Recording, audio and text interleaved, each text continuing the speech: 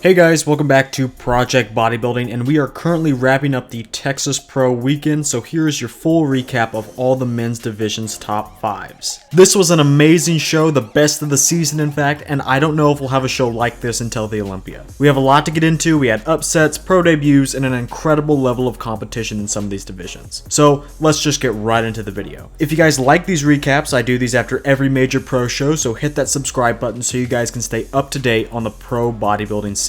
First, let's start with the men's physique division. Now, I'm just going to give you the top 5 here. I'm not really into men's physique a whole lot, and there are other men's physique channels popping up now, so if you want a more detailed breakdown of what happened, go visit those channels. Anyway, your top 5 was 5th, Mitch Starr, 4th, Joshua Guidry, 3rd, Nick Kowu, 2nd, Clarence McSpadden Jr., and then the winner of the 2023 Texas Pro Men's Physique Division was Jeremiah Max.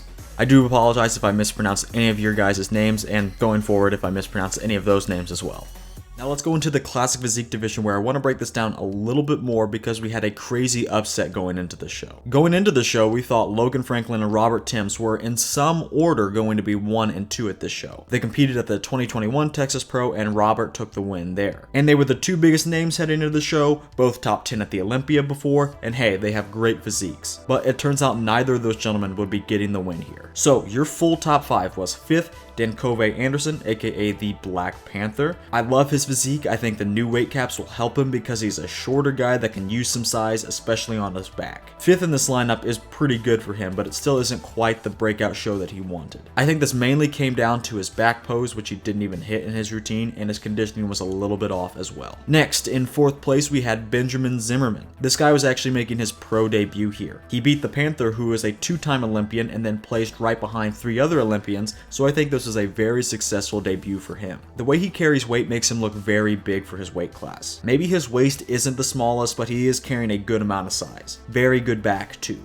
And in a disappointing 3rd place finish, we had Logan Franklin. Logan has had more than a year off of competing, but he still has done a prep. If you can recall, he did have a medical emergency the night before the Olympia, so he wasn't able to make it to that finish line. And going into the show, everyone thought Logan would still win. I put out a poll on the community tab, and most of you guys had him beating Robert, but not even that happened. So what happened to Logan? Honestly, I don't think this is a case of Logan losing. I think he was improved. He was his biggest ever, and he did have a long time to improve, so I did kind of expect it. And in terms of conditioning, it wasn't like he was off. From the front, he was pretty spot on. Maybe the back was a little iffy, perhaps he's been drier in the past, but like I said, he wasn't majorly off one bit. And as ever, his posing routine was absolutely immaculate. This unfortunately is just a case of the other guys being better. In my opinion, they won more than Logan lost. But of course, that is just my opinion. Let me know what you think about this placing in the comments. And then in 2nd place, we had Robert Timms. Robert was actually my favorite physique in this division, but that doesn't mean I think he should have won.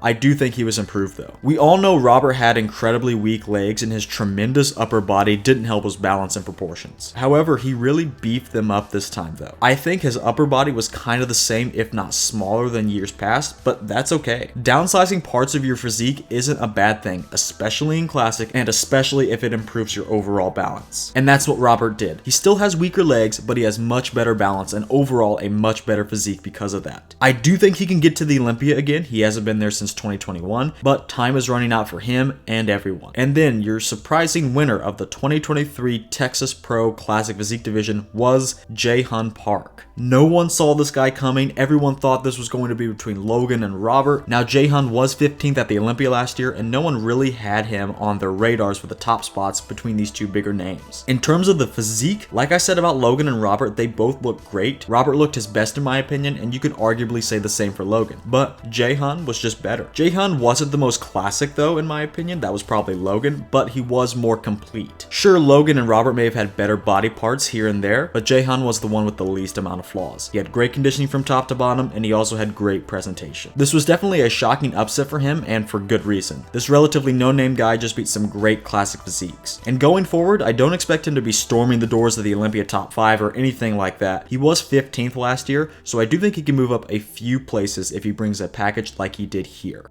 Now, before we get into open, let's get into the 212 division, and of course, your top 5 here were 5th, Justin Jacoby, 4th, Jason Joseph, 3rd, Francisco Barrios Vic, 2nd, Noel Adame, And then of course, the winner of the 2023 Texas Pro 212 division was Keon Pearson. I do want to talk about Keon here just a little bit. Keon was so hyped going up into the show because he was just looking better than ever. He was looking bigger, but more importantly, at least what I noticed in his updates, he was looking conditioned pretty far out. And that's been a big thing for Keon, so I figured if he can get in that good condition already and he's improved, this is a shoe-in for him. He should easily win this division. And it turns out that speculation was true. He was better than he's ever been at the show. He was improved everywhere, but the biggest differences I noticed were in fact in the legs. Now Keon's upper body is so wide, I actually kind of thought that his legs at the 2022 Olympia looked a little bit small compared to that huge upper body. However, now the sweeps on his quads are even better. It's absolutely insane how much he improved them so quickly. And this of course helps him cut out an even crazier X-frame somehow. And the adductors and the hamstrings from the back have a night and day difference in them. At the 2022 Olympia, that was definitely the weakest area of his physique, but here he's definitely filled in that gap pretty well. Again, everywhere was improved. The back, the chest, and the arms look more balanced because of those things improving and so on,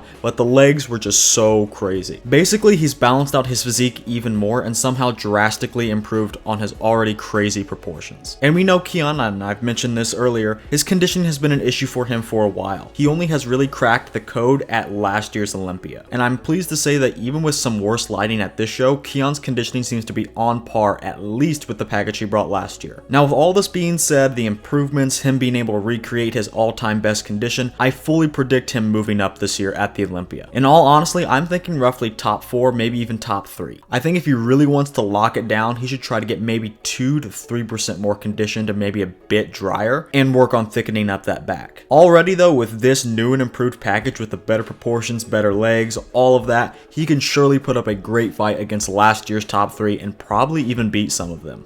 And finally, the main event. Let's go to the open class, and your top 5 there was 5th, Jordan Hutchison. This was his pro debut and honestly a pretty good package for his first pro show. 4th was Lewis Breed, coming in 4th in this show and then 3rd in Tampa 2 weeks ago. This so far for him is a great competitive season. He's on the rise this year and I think we'll be seeing more of him as his career continues. And then in 3rd we had Carlos Thomas Jr. Honestly, even though he was up against 2 Olympia competitors going into the show, Carlos was probably the most hyped guy going into the Texas Pro. He was bigger, clearly, and his proportions and his X-frame are insane. However, the things that we all thought would be problems were in fact problems. His back was not up to snuff at all, and his conditioning left a lot to be desired. I think very quickly he can be an absolutely great pro. I'm talking top 10 at the Olympia and potentially higher. But with ulcerative colitis, it will make it hard to push his body and get down into the condition he needs. If he can overcome that adversity and build up that back, I think we are looking at the next Nick Walker in terms of trajectory and potential. Nick didn't win his first pro show either, but the next year after his pro debut, he came back and won the New York Pro, the Arnold Classic, and then placed top 5 at the Olympia. And I really think we can see the same from Carlos next year.